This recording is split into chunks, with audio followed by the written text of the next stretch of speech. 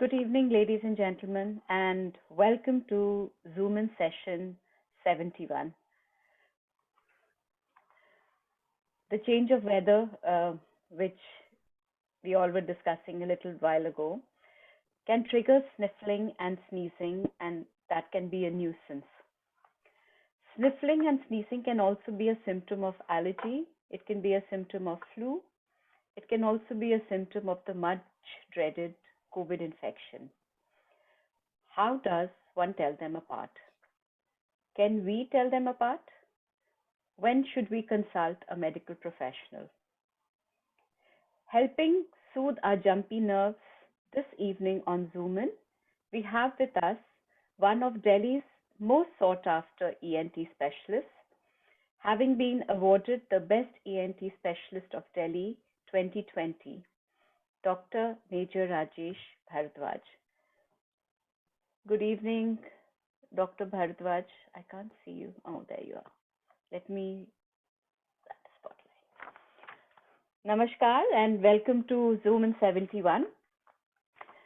Many of you know Dr. Bharadwaj is a Vasant Vihar resident and has been part of the Vasant Vihar community for decades, and he has helped many of us get well. He is the director of the MediFirst ENT Center in Vasant Vihar. He is presently attached with Sitaram Bhartiya Institute and has also been associated with most of the prestigious hospitals of South Delhi and Gurgaon, including Max, Artemis, Columbia Asia, and Manipal. He was the president of the Delhi branch of ENT Specialists. He has also been actively involved with the Delhi Medical Association, the South Delhi branch, where he was the vice president. Dr. Bharadwaj jointly runs Entity Welfare and Educational Society, which is a charitable organization which holds free camps in the nearby Juggi cluster. So a very warm welcome to you, Dr. Bharadwaj. Thank you, ma'am. And we are delighted to have you on our Zoom In, and there are lots and lots of questions which obviously we have for you. So let's get started without much ado. Dr. Bharadwaj, allergies are very common. They are thought to affect more than 1 in 4 people at some point in our lives. Have we become more prone to allergies, or has our understanding about allergies improved or increased?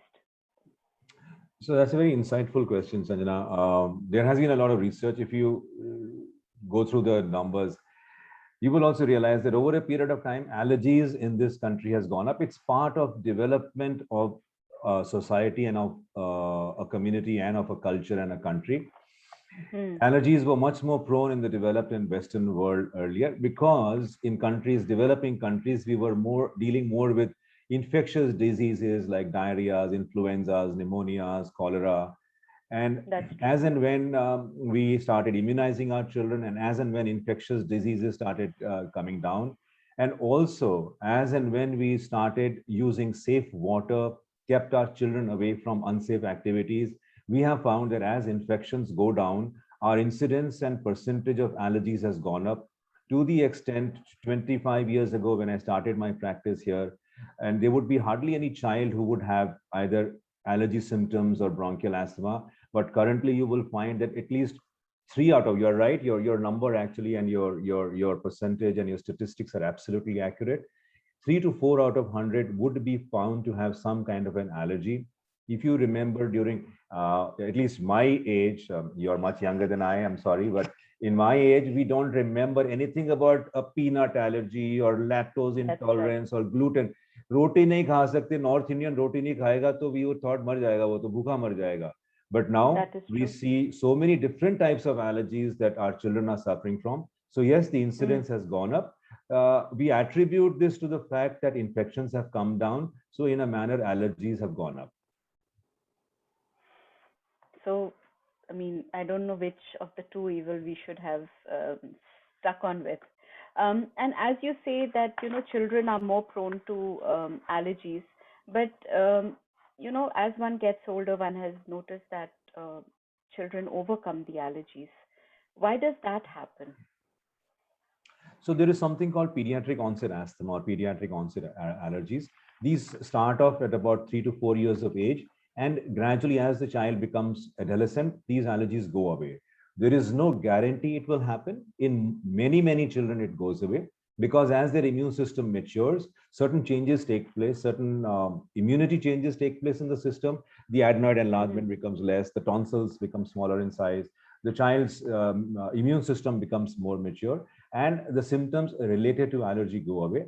That is not to say that every child will be fortunate to have that happen. It happens in many children. I think about 60 to 70% pediatric onset allergies will disappear by 17, 18 years of age. But some of them transform themselves into chronic adult allergies, and they may have to suffer from this for the rest of their life. So is there like a genetic component to allergies as well? There's a has there been some work? very strong genetic component, and the more and more genetic framework that we are doing, there are certain types where certain DNA types and certain markers that we see in patients of allergy, and these markers probably run in families as well. Okay.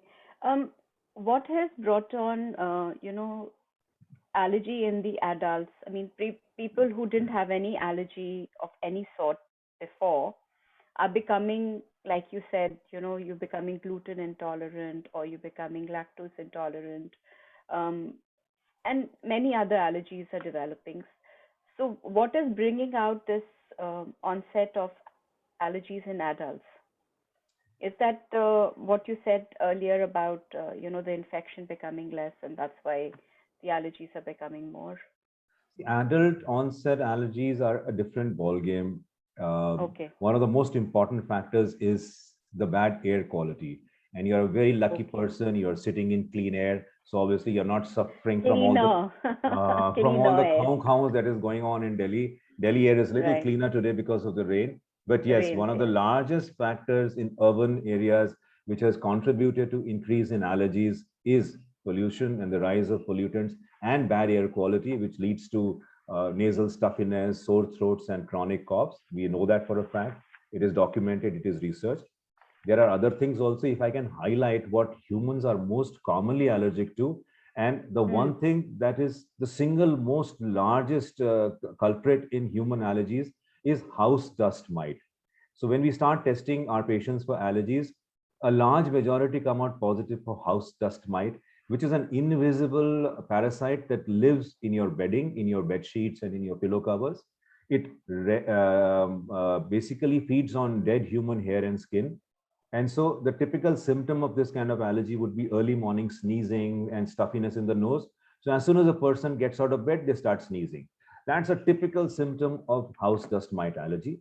The second common one is seepage sealant, because seepage causes wet walls. Wet walls cause mold and fungus to build up. And many of us are allergic to fungus or mold. So we should make sure that we don't have that. And third, of course, and we see this in patients who are fond of pets, is allergy to furry animals.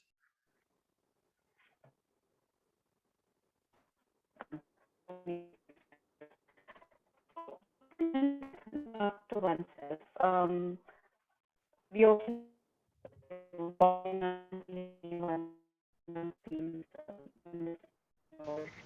Sanjana, your voice is breaking. got a stuffy nose.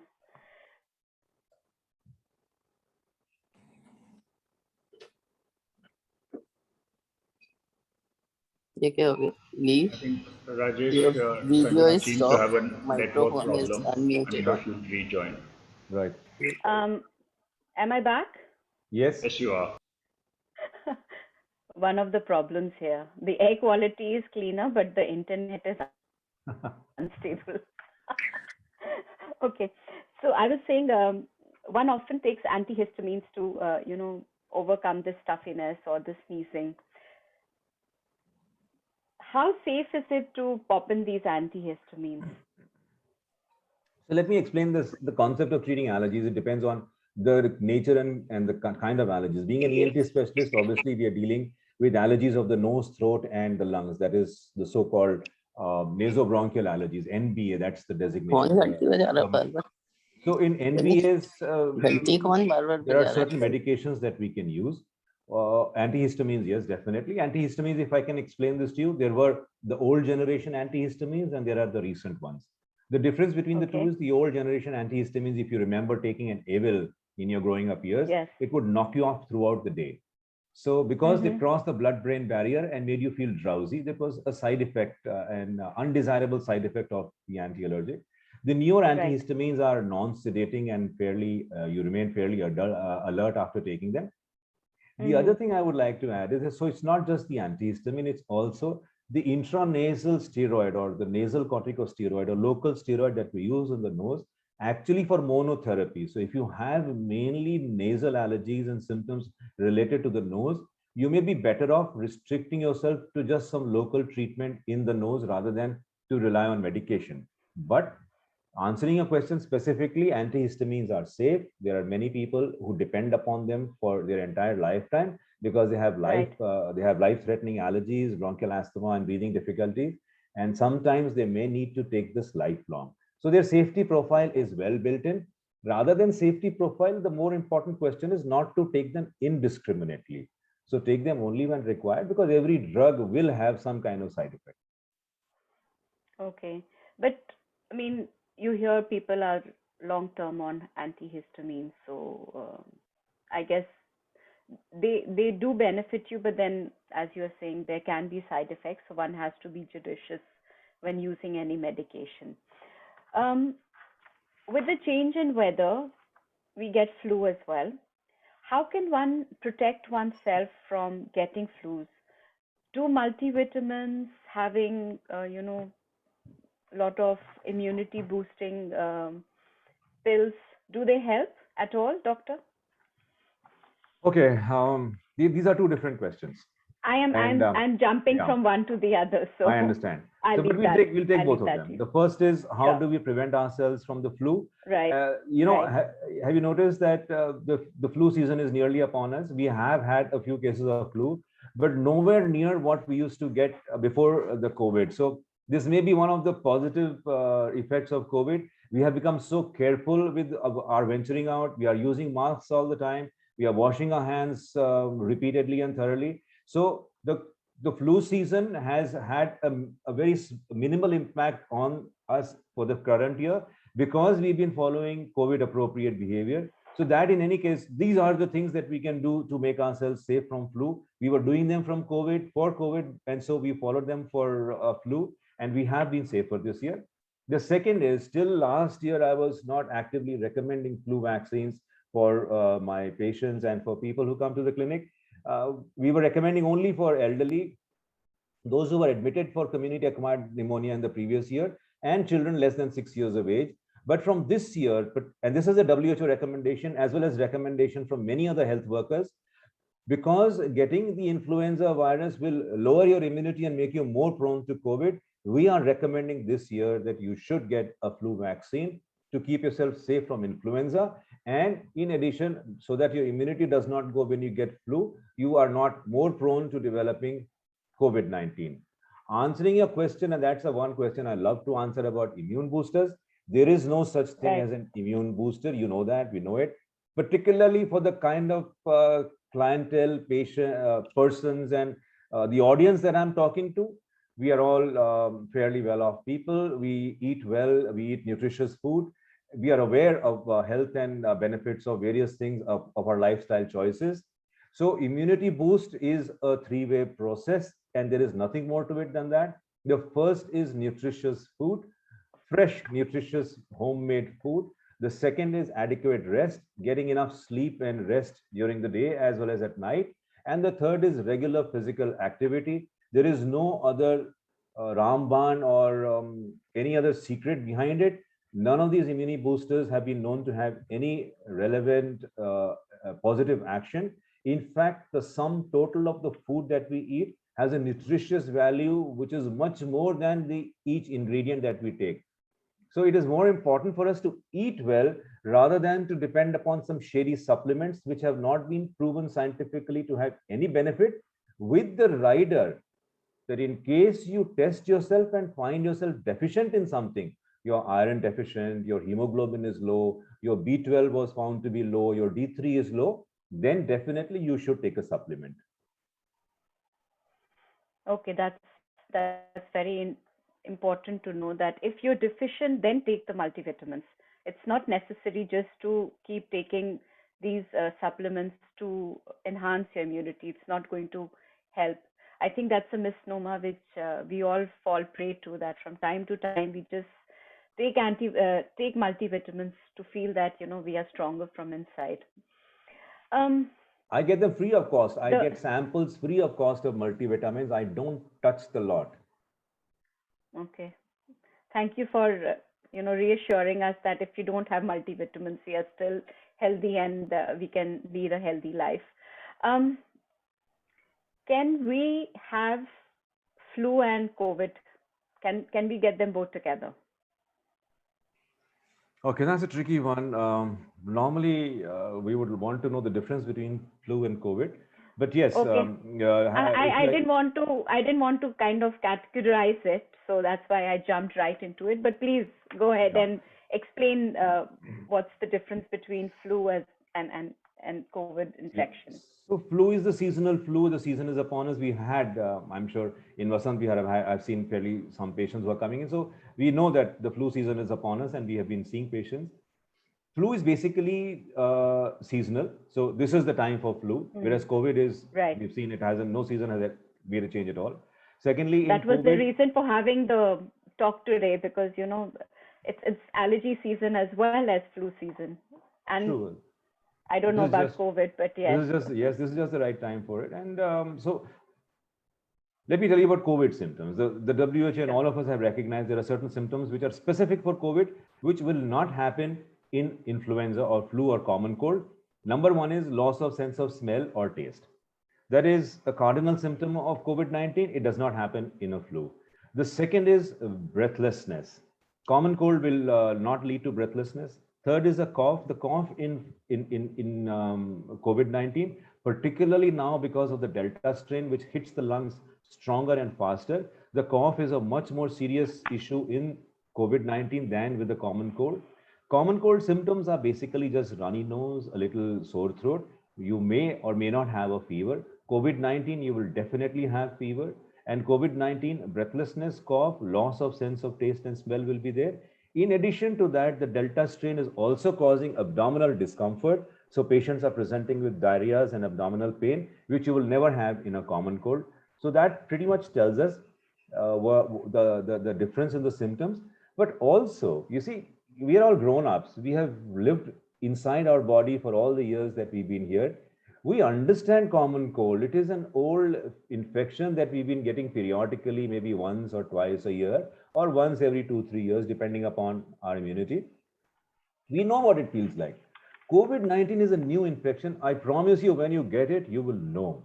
The weakness, the fatigue, the breathlessness, and the overall the sickness that you will get in COVID-19 is nowhere comparable to the common cold. I mean, you say that, and yet we have people who have no visible symptoms of COVID-19, the asymptomatic So initially, carriers or when we patients. started getting after a year and a half, nearly, this is the first season where we started getting patients with flu. When we started getting Mm-hmm. patients with flu, obviously the red flags were up, and we started testing them. The RT-PCRs were being tested, and they all turned out to be negative. And so while we were scratching our heads, we decided to test them for influenza A and influenza B. And so we changed the RT-PCR strategy to test them for influenza, and lo and behold, we found they were positive for influenza. And so these were a group of patients that led us to actually start treating the current lot of patients for the common cold or influenza rather than for corona. And you're right, there are patients who are asymptomatic and mildly symptomatic, but they don't come into the picture because they would never even come to know that they had the disease. All they do is, and which is unfortunate, is they are able to transmit the disease, but they would not be aware of any symptom. But once you get the COVID-19, particularly the Delta strain, which is Mm-hmm. much more vicious and dangerous, you will definitely feel the symptoms. And how is our respiratory system affected when I mean, is it affected in a different way when we have a flu than when we have COVID infection? So the flus, the influenza viruses, usually, these are rhinoviruses. They affect rhino nose. They affect the nose, to some extent the throat, and they rarely go down to the chest. If they go down to the chest, they may cause a secondary pneumonia, which is a bacterial infection. But that's very, very rare. COVID-19 is a coronavirus, and the coronavirus, because of its spike protein, has a predilection to attach itself to ACE2 receptors. ACE2 receptors, to a large extent, are present in the lungs. So when the coronavirus enters the human body through the nose and throat, it rapidly transfers itself to the lungs. It gets attached to the ACE2 receptors, and that's where it starts multiplying.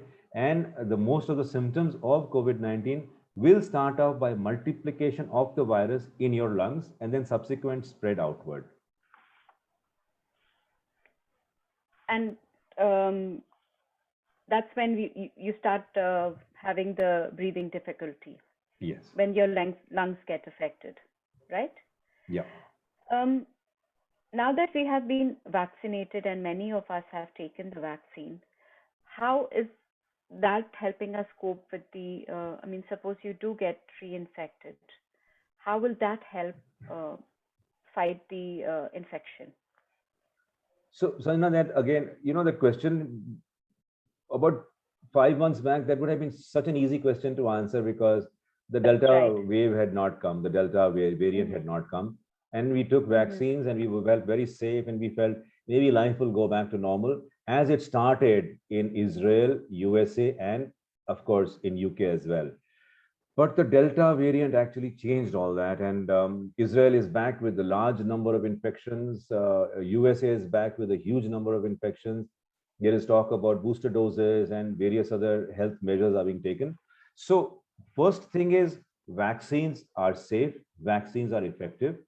If you get vaccinated, your chance of getting an infection and your chance of transmitting the infection is much, much less.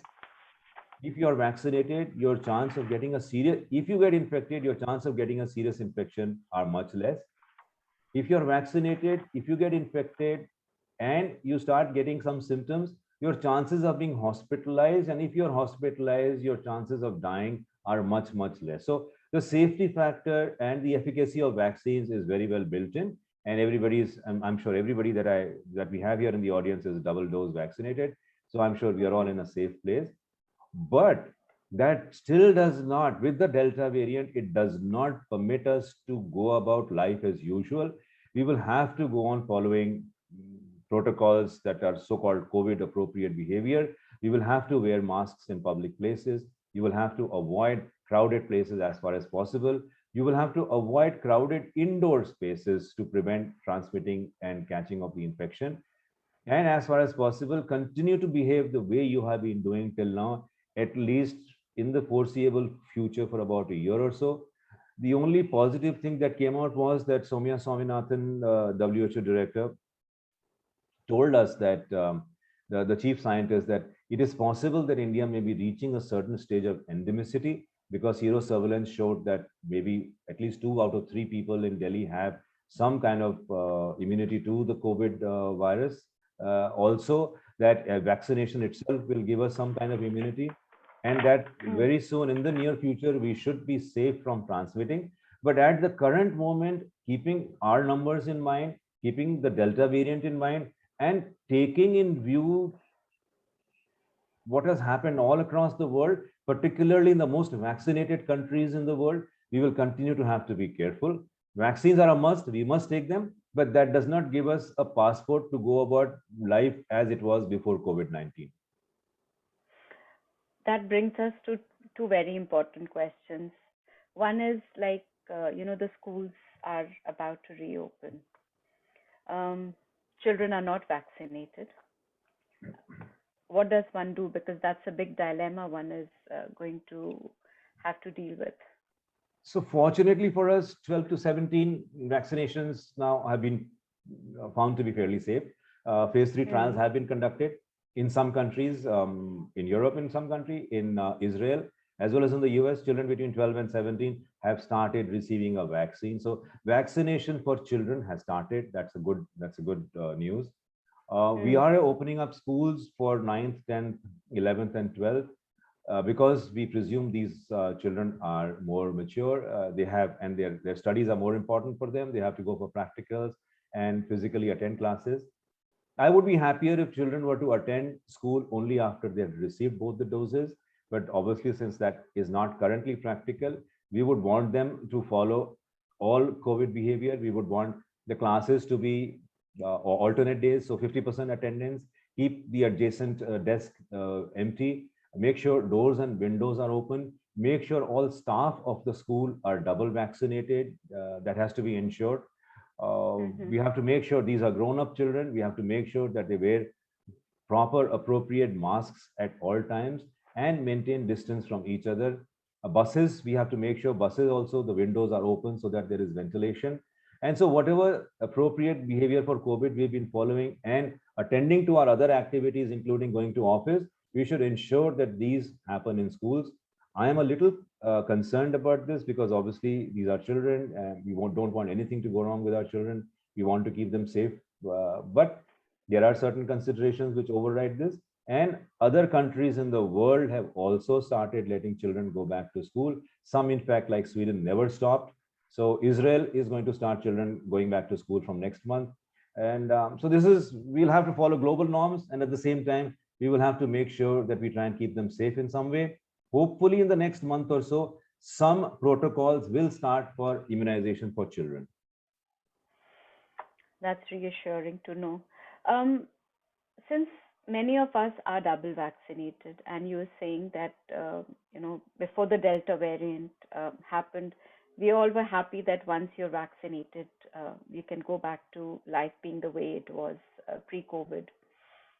But that is not the case to be.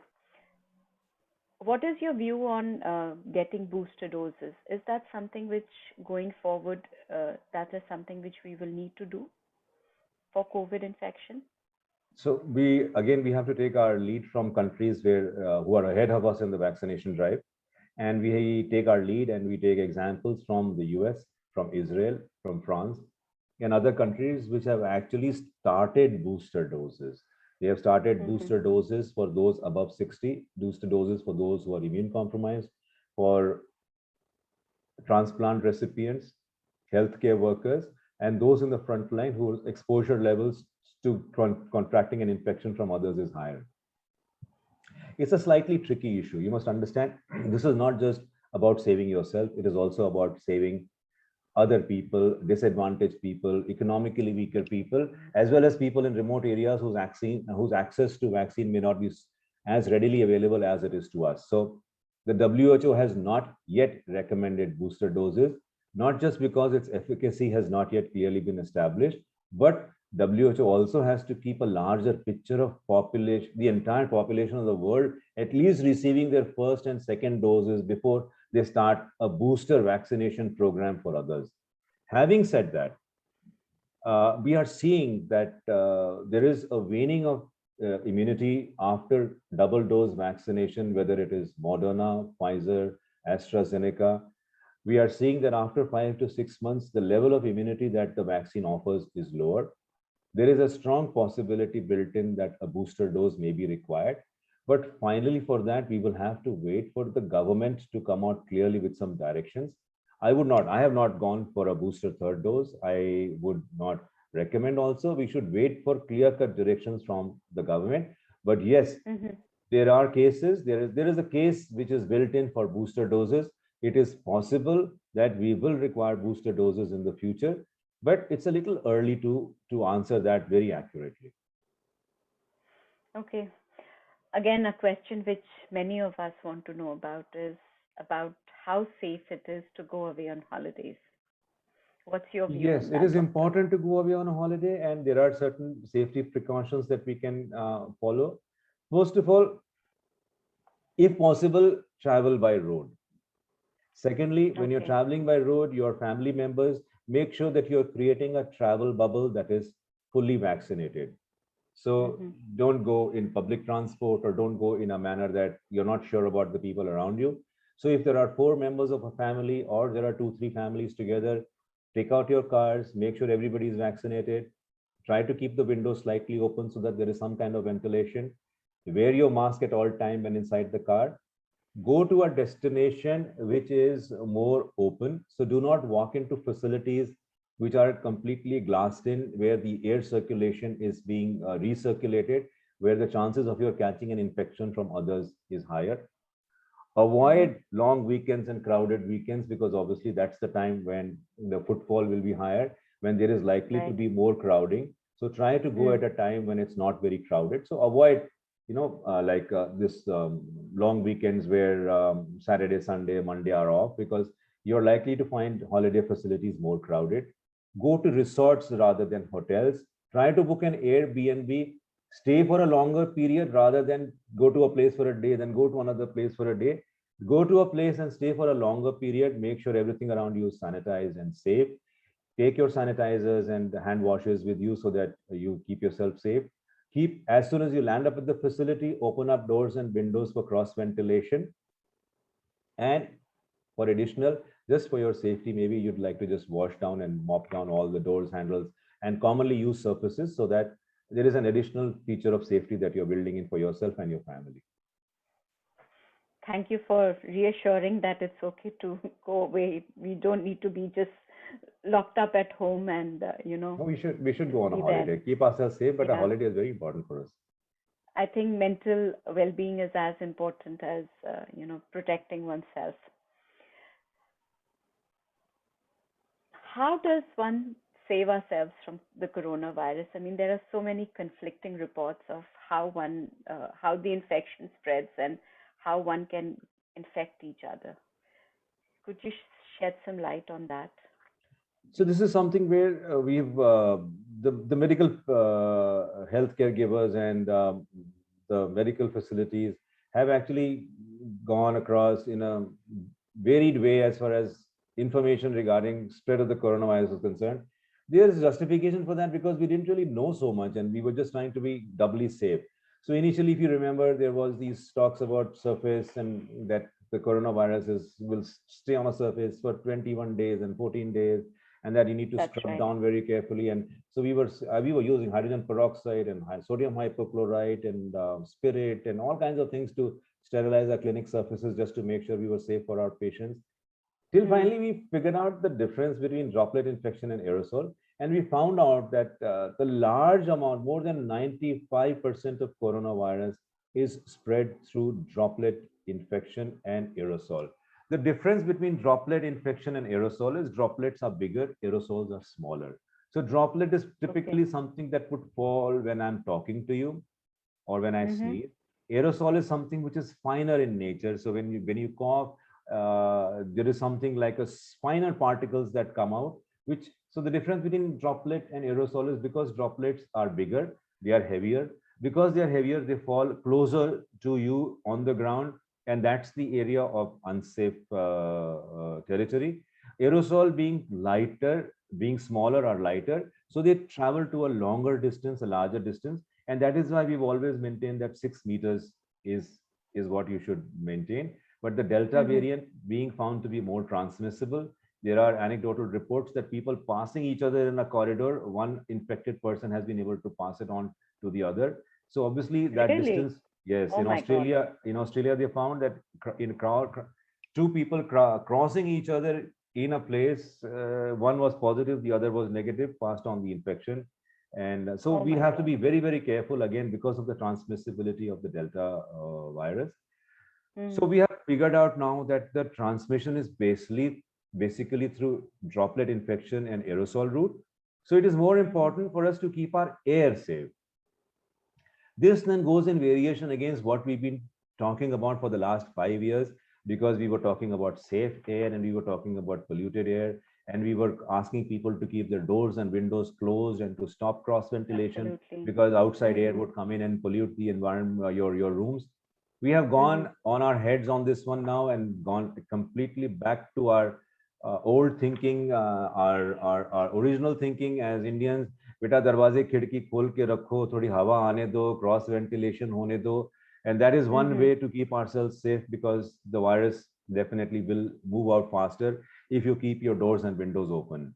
You have to stay at least 6 meters away from somebody else, because the mode of transmission is aerosol and droplet infection. And that is where the beauty of the mask, the one consistent information, warning and caution that we've been saying right from the beginning is, please wear your mask, because it is the mask that prevents you from passing on your droplet infection. It is the mask that prevents you from catching that droplet infection. Wear proper masks. And if you give me an opportunity, I can explain about the masks also. Please go ahead. I mean, we So- have enough time. So we have those initial, the lowest quality of mask is your cloth mask. The cloth mask is the one we used to wear in operation theaters. They can be stitched at home. They are worn behind the ears with those with threads, and they are not very safe, but they can be for home use. If you're at home, you can use those. The second quality of mask is the three-ply mask that we see quite often in office workers.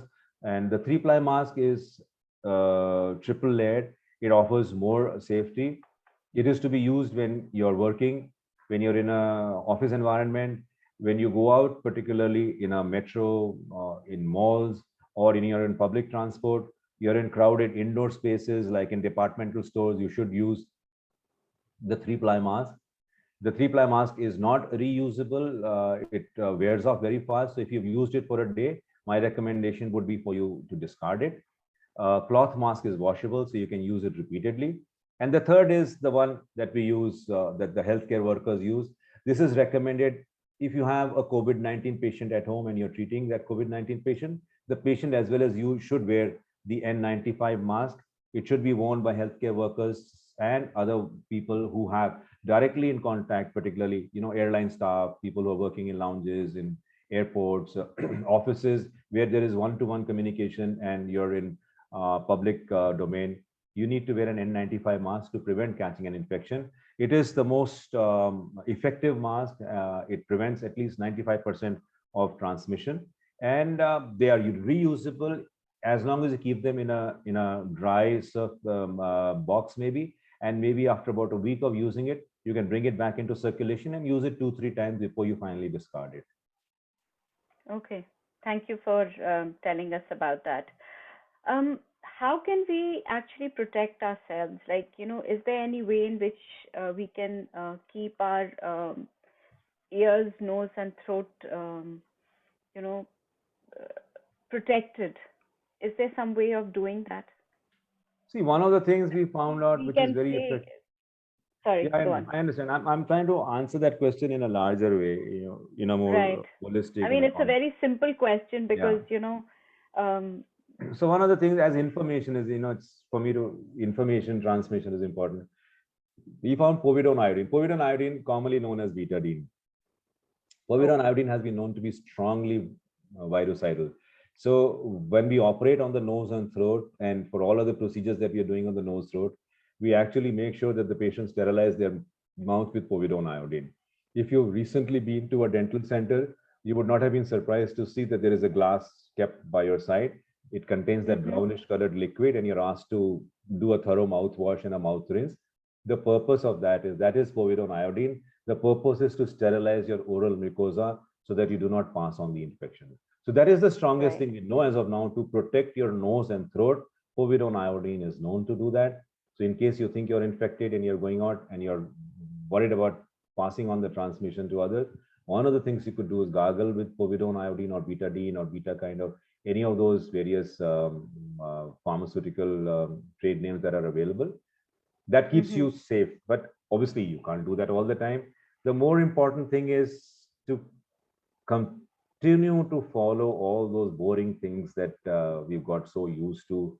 भाई mask पहन के रखो, लोगों से दूर रहो, and if you have a cough and a cold, make sure you don't go out to public places till you don't know what is the nature of your disease. And if it's just a simple cough, it's all right. Otherwise, stay away, stay at home, get yourself tested to find out whether you have COVID-19 or not. There are other things that people have been using. I find people coming in with, wearing caps, so wearing gloves, wearing face shields.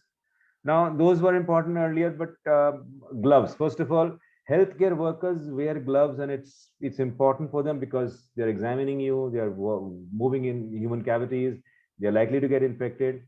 For normal people, wearing a glove is of not much value, and it can be dangerous also, because healthcare workers, for instance, I change my glove between every patient, whereas you wear your gloves from home and then you leave your house, then you touch the door of your house, then you touch the door of your car, then you tap somebody and you touch that person, you walk into a medical facility, you're touching things over there, you're sitting by a chair, so you have not changed your glove. So there is a greater chance that you will transfer an infection from the glove to you rather than the glove keeping you safe. The way the glove keeps you safe is that it keeps your fingers safe from contamination. And your fingers are safe from contamination because they're not touching any surface directly. And so the glove keeps you safe. But if the glove itself gets contaminated and you're touching the glove here and there, obviously it's not serving any useful purpose. The cap, I'm wearing a cap. I'm sorry, I was doing a surgical procedure, so I'm in my OT dress. Caps are of no use. They don't help you at all. Even the face visors that we were using, only in very, very crowded places where it's likely that there is some lot of aerosol or something. But in outdoor spaces, going out for your workouts, or if you're in open spaces, you don't need to use a face shield. A face shield is only for very crowded places. So these are things, there are certain unnecessary things we are doing, we don't need to do. The others, Right. we must continue to follow. And the big question now, before we end the session, the third wave. I'm not going to say much more than that. Just putting it out there in front of you.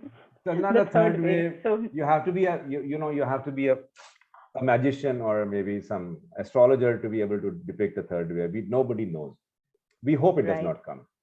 There's a very strong possibility it may not come, and there are strong statistical and medical reasons for that.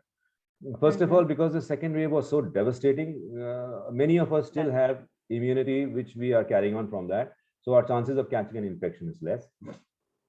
Secondly, our vaccination drive is a success. I think Delhi, more than 70% Delhiites have received their first dose. More than 28 or about 30% have received both doses. We hope that they will be safe, not only from catching the infection themselves, but also from passing it on. Thirdly, we have learned what is COVID appropriate behavior.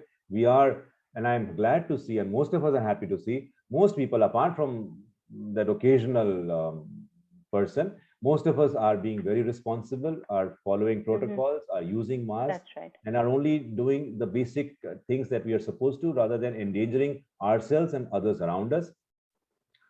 The next is that governments are much better prepared, hospitals are much better prepared. We can diagnose earlier, we can isolate earlier, trace and track and isolate earlier, and medical facilities are ready. The hospital infrastructure, particularly in Delhi, has been ramped up so much. We have received warnings and signals from government saying ramp up your oxygen capacity. For the first time, for those who did not reply within a week to those notices, were served show cause notices. That's how seriously the government is taking the oxygen requirement and various other things. The next is that if a third wave does happen, which for a fact, Kerala probably is going through either an extended second wave or a third wave. The third wave is likely to be more localized in areas and pockets which are not vaccinated, in areas and pockets that are overcrowded, and where COVID appropriate behavior is not being followed. Overall, as a devastating second wave that we saw, many healthcare workers are optimistically believing that that may not happen. Amen to that. But we have to continue to be careful. I think that's very important for us. I think COVID appropriate behavior has to be a part of, a way of life for us, for at least short term, if not a long term. And that's the only way we can protect ourselves as well as protect each other. Dr. Bharadwaj, thank you very much for, telling us how to behave, how to protect ourselves, and reassuring us that, things will become better very soon. So that's very, very reassuring. And the fact that the third wave is probably not going to be something which we will have to encounter, I think nothing can be better than that. And Yes, we have to look after each other. That's very important. So thank you very much for that. Um, I think there were one or two questions. Yes. Um, if we can take that.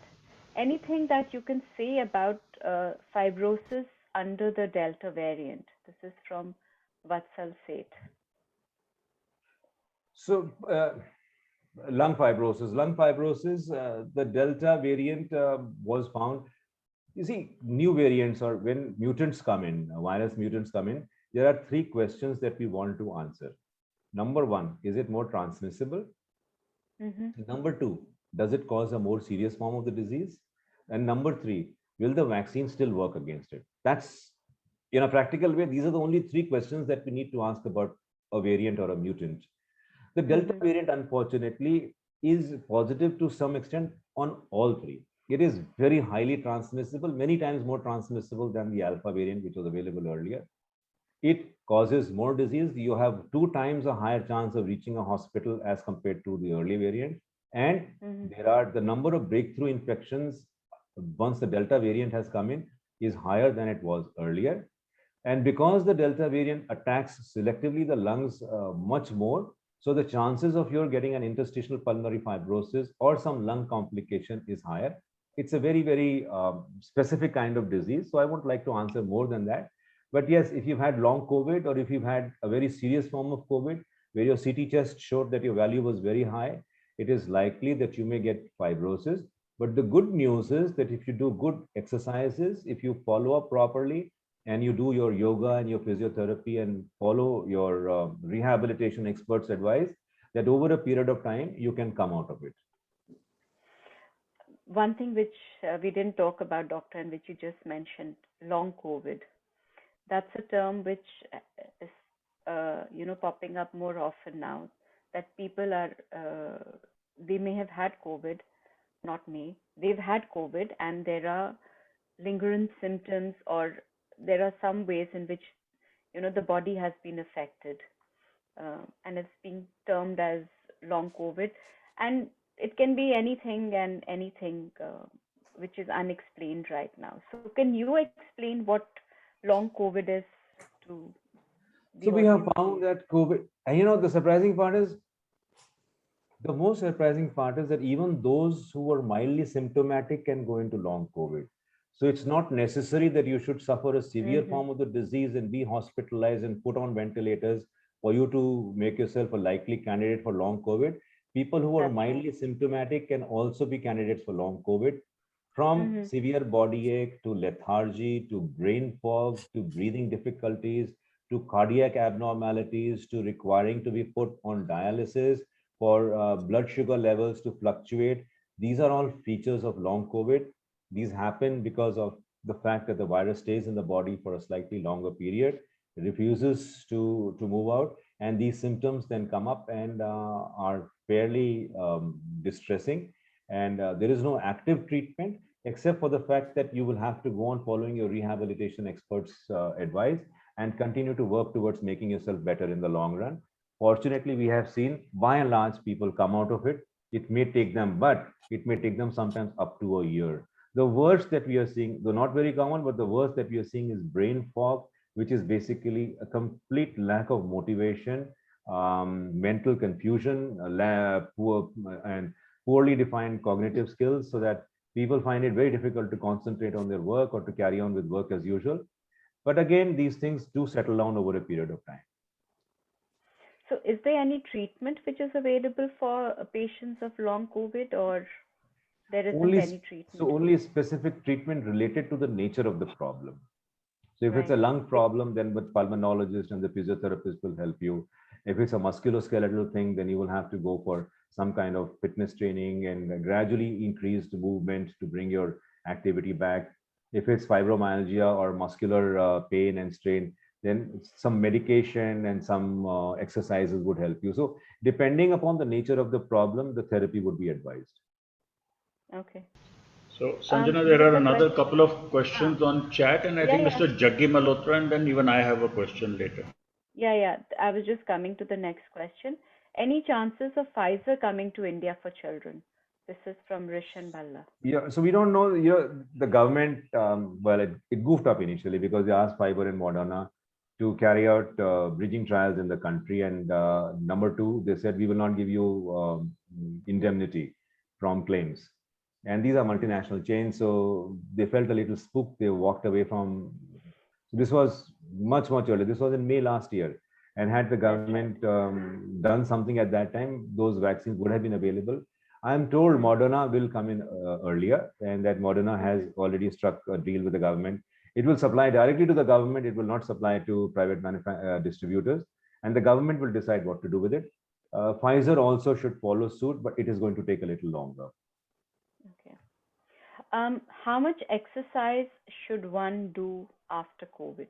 This is a question from. That's a very important question, and I think we should do it gradually rather than you do not want to go back to your full fitness regime before COVID. You would rather go slow, let your body dictate to you how much you can, make sure that there are no aches and pains. If you're breathless and if your lung capacity is not up to normal, please do not do vigorous physical activity. Take time and at least give yourself 4 to 6 weeks after recovery from COVID before you start anything at all. So let your body recover gradually in its own term, and then only gradually start building up. If necessary, take the help of a trainer so that whatever you do is appropriate. We've had some unfortunate incidents. We read about that in the media also, and right. we should not try to overstrain a body that has undergone such a serious illness, and take our time to recover from it. Thank you for that, doctor. This is another question. Does Chyawanprash help prevent allergic rhinitis? Not to my knowledge. It is not mentioned in our textbooks, but I may not be the expert on that because I'm really not aware of what Chyawanprash contains. So, but no, in our allopathic textbooks, this is not mentioned. Okay. Jaggi Malhotra, you had a question. So, would you like to unmute yourself and ask the question? Sanjana, I also want to ask a question. Okay. Commander Malhotra, please unmute yourself first. You have to unmute yourself. Yeah. Is it okay please now? Go ahead and ask your question. Yes. Okay. I got two questions. First, did I understand you correctly that when we go out, we need not wear gloves? We're better off by sanitizing our hands more frequently. Is it correct? Yes, sir. Second question, sir, is that if the general opinion is that after 4 to 5 months or so, the immunity goes down, then why there is a reluctance in having the third jab? So there is no reluctance. I would like if it was readily available. So the third jab, if you understand, has been given in countries where vaccine is available in excess. Israel and USA were the two countries. Israel struck a deal with Pfizer. They said, you give us your vaccine free of cost. We will share with you every information that happens after the vaccination. Pfizer was very willing because Israel's medical facilities are top class. They have well documented work going on. So every vaccine that is given in Israel, the Pfizer vaccine, all information is being shared with Pfizer so that Pfizer can build up a database and fine tune its vaccine for the future. Because of this deal that Israel struck with Pfizer, they have excess stock of the vaccine. So they can afford to give a booster dose. USA has extra stockpiling of vaccine. They can afford to give a booster dose. We, sir, are still struggling with our vaccine stocks. So it would be unfair for some of us to take a third dose of the vaccine when a large percentage of the population has not even received the first dose. It's more a social issue than a personal issue. I see. The third question is that the mask you showed us just now, how many times we can wash it and reuse it? So this mask is not to be washed, sir. As soon as you wash this mask will be destroyed because the fibers will go for a 6. This mask should be kept in a dry box and you can use it 2-3 times. So suppose, for instance, you buy 7 masks and keep this mask Monday, and you keep this in a Monday box. Every Monday, you take out this mask and use it 2-3 times, discard it, and then keep a fresh one on that in that box. But this is the N95. It cannot be washed, but it can be reused. Okay. Thank you. Thank you very much. Thank you for your questions, Commander Malhotra. Mr. Ahluwalia, would you like to ask your question? Yes, Dr. Bhardwaj. I mean, in Vasant Vihar, at least 90% of our people, maybe even more than 90%, they have had 2 injections, and even after 2 injections, couple of months are over, and quite a few of them who had COVID, they have recovered. So basically, don't you think we qualify for herd immunity? That is true, sir. Your question is right. Your presumption is right. The problem is of migration. It's not just Vasant Vihar is not living in isolation. There are people. I may have a visitor coming in from somewhere. There are people visiting from all over. We have shopping complexes. We have visitors. We have relatives. We have staff coming in. So it is. We are not living in a bubble where we have closed our doors, windows, roads, and entries to outsiders. There are people who are coming to us from all over. People are visiting their relatives who are coming from out of the state. And so it would be a false presumption to say that we would have developed herd immunity because we are not living in isolation, because we are not in a bubble. I see. So that's a long way to go. Yes, sir. So Thank we you. have to maintain COVID appropriate behaviors. That's what the doctor is emphasizing again, that we need to still follow the COVID protocols, which we have been doing for our safety as well as safety of each other. Raj, you had a question? Thank you for your question, Mr. Ahluwalia. Raj, Yeah, you I had just a wanted to question? say that Dr. Bhardwaj, you're right that nobody can predict the third wave, and we don't know when and whether it will come. I just want to understand what's happening in Kerala. I mean, 30,000 cases a day in a small state like Kerala. Is that not third wave in Kerala? So that's what I was saying. Sir. So what happened was that right from the time the pandemic started, we have been giving out certificates of appreciation for various health organizations, countries. We said Sweden is following the soft approach. Sweden is going to win out because industry is not closed. People are moving around with life as usual. Then we praised Germany because Germany is doing so well in its fight against the virus. And we kept praising one country after the other till we found out that after 2 months, 3 months, that place got infected. And after 4-5 months, the place which we thought was safe got infected. South Korea, we praised, and again, South Korea had a bunch of cases coming up. And so the comment on that was that you're trying to declare the winner of a match before the match is really over. Now, it is still an ongoing process. COVID has not gone away. Kerala, maybe, as I said even earlier, maybe this is an extension of the second wave or it is a third wave. I met some healthcare workers from Kerala. Their explanation was this: they were so successful in controlling the first wave that probably zero surveillance showed that the number of Keralites or people living over there who had antibodies was very low. And that is why the susceptible population in Kerala was higher. Because the susceptible population was higher, and because of the Onam festival where people gathered in large numbers, it is possible that the sudden increase in numbers is being attributed to that. But Kerala, before this, was the state everybody was talking about with a lot of praise, that they kept the first wave under control. Their primary healthcare system is very strong. People follow responsible COVID appropriate behavior. And so that is why this has been doubly shattering for them. First of all, because it destroyed a reputation that they're so carefully built. And secondly, of course, the numbers are really worrying.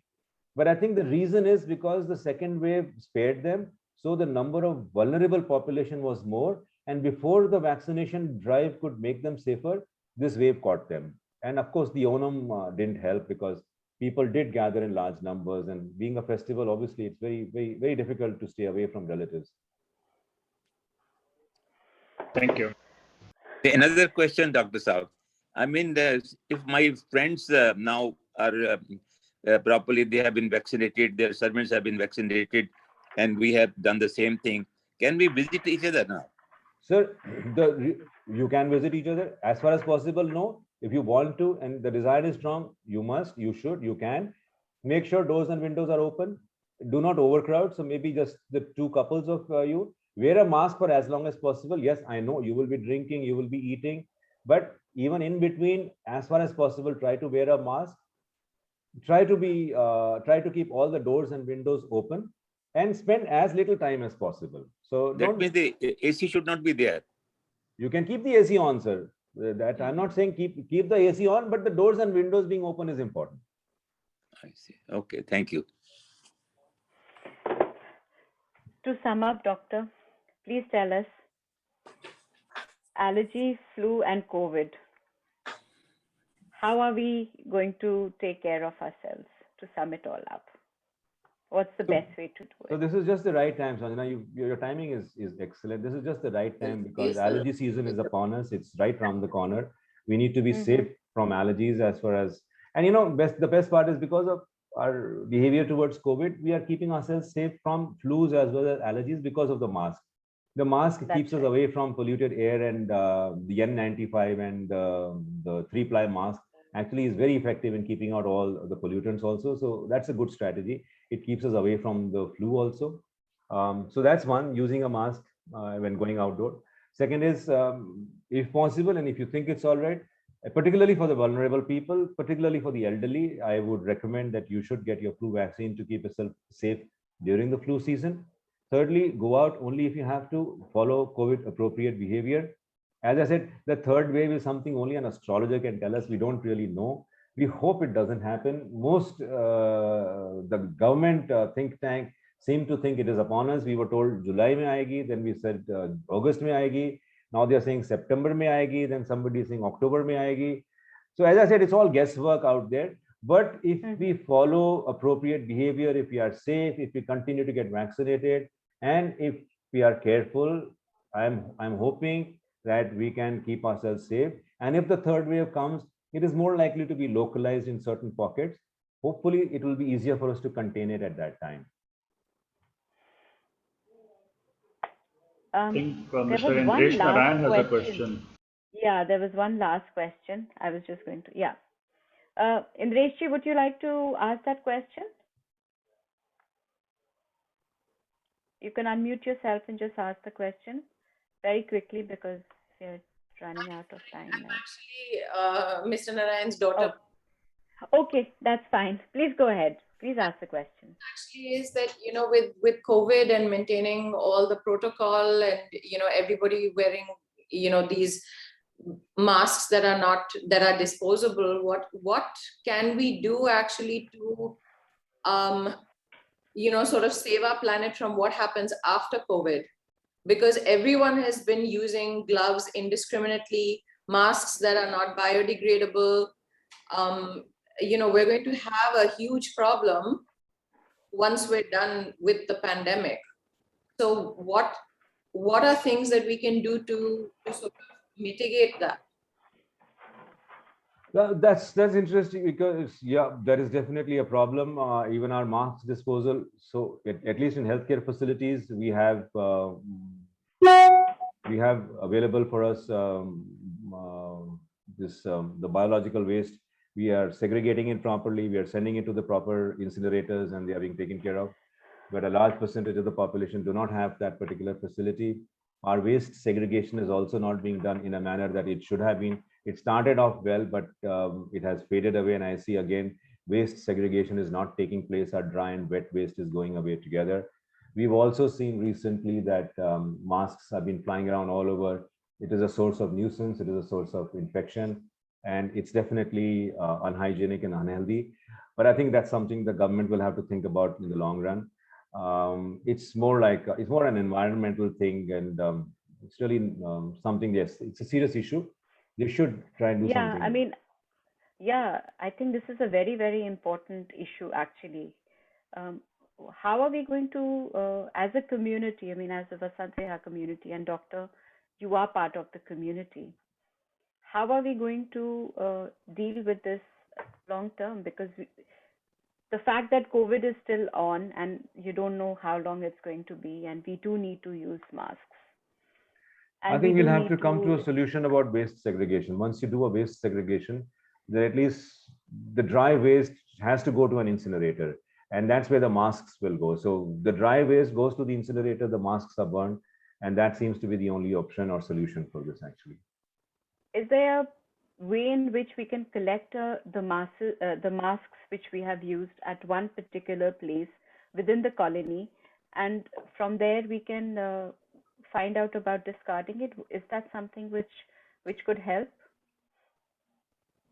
I mean, now we are talking about as a community effort rather than dealing with It's going to be difficult. crisis on hand.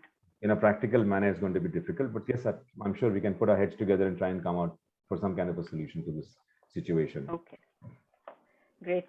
All right. So maybe that is something which we can think about. And thank you for bringing this point out, that how do we look after, what do we do about the environment post-COVID? There was one, I said last question then, but there is one more question. What is a 3-ply mask? Is it a surgical mask? That's a question from Sujata. Doctor, you're... Rather than getting involved in the terminology, so let me again go back. There is a cloth mask. Initially, the cloth mask was actually the surgical mask. We used to wear that all the time. For all the last 40 years I've been in the OT, I've been using that single layer of cloth mask in the OT, and everybody, it was a universal phenomenon. All over the world, we were using these masks. The 3-ply mask is, so a cloth mask is just a simple cloth mask. It is reusable, it is rewashable, it's washable. The second is the 3-ply mask. The 3-ply mask, as the name suggests, has actually 3 layers to it, which help in preventing dust, virus, bacteria, and other particles from either going from you to the outside environment and you protecting it from the outside environment. This mask is not washable. It can be reused, but I would not like to reuse it maybe once, because it's a flimsier mask. The fibers are stretched and spoil easily. The third is the N95 mask. There are others also. There is the respirator that we use. We use the respirator only in ICU situations where there are COVID-19 patients and patients are on ventilators. But the N95 mask is also readily available for us. The other thing important about masks is to find out about their certification. So the best certification for a mask is NIOSH, which is National Institute of Occupational Safety and Health. And this is the highest certification for a mask. There are others like Citra, which is the South Indian textile thing. There is also DRDO. But these do not certify that the mask you are using is safe. It just says that they submitted a batch to us. We found that batch to be all right. So we hope that the other batches will conform to this particular specification. Go for standard companies like 3M or which are reputed companies, so that at least the mask that you're buying is doing the job that it is supposed to do for you. Thank you very much, Doctor. Thank you, Dr. Bharadwaj, once again for being part of Zoom-in and for reassuring us and also telling us how to take care of ourselves. Thank you, audience, for being part of Zoom-in, and we look forward to seeing you next time. So till then, stay safe and please follow the guidelines which Dr. Bharadwaj has so kindly shared with us. Stay safe and wish you all the best. Take care. Bye-bye. Thank you and good night.